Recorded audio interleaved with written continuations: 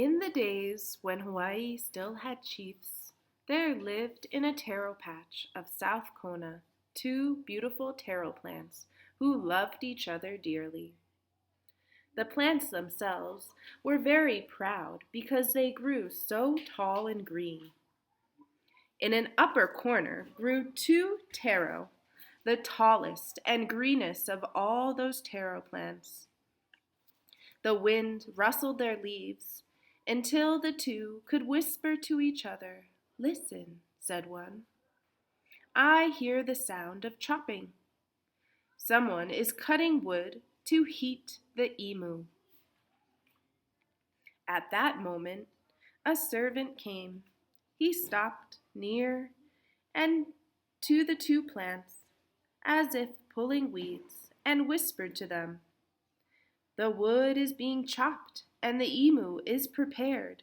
Soon one will come to pull you two, for I have heard the chief order that the two large plants that grow here at the upper end be served for their feast." The servant slipped away. "We are to be pulled," the two said fearfully.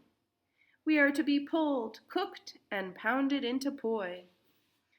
"No, let us hide." They hid close to the bank in the shelter of a young banana plant, hidden away. They saw the servant come to the upper corner. "The two tall plants," they heard him say. "No, two are taller than the others." But they could not be found. So the servant said, "I'll take these two."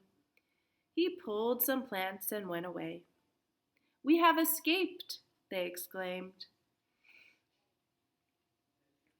But their escape was not for long. One day the chief walked through his patch.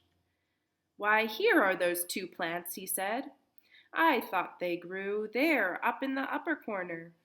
He called a servant. "These two are large," he told him.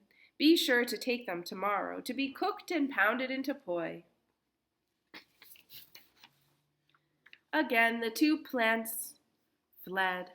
This time they hid where the long leaves of the sugar cane were drooping to the ground. The servant could not find them. Days passed. Then the chief found their hiding place. "So you escaped, you two," he cried. "You'll not escape again." This time he marked the place and called a man to come at once to pull the taro. "We must not wait," the plants exclaimed. They rose in the air, their leaves serving as wings, and they flew far and wide. They came to a common farmer's field. "Here we are safe," they said, and so it seemed. For days they lived unnoticed. Then came the servant who had been their friend. "The chief knows you are here," he whispered. "The farmer told him, and he has sent me to pull you up. I go now for my digging stick. Save yourselves." Away they flew, their leaves trembling with fear. At last they flew to King Kamehameha, who stood beside his taro patch. Behind the flying plants came the angry chief. Kamehameha caught the tired lovers in his hands, and stooping, he planted them as tenderly as a mother putting her own sick child to bed. The chief groveled in shame before the king.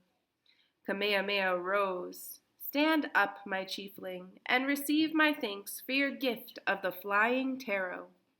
I am honored by so brave a gift.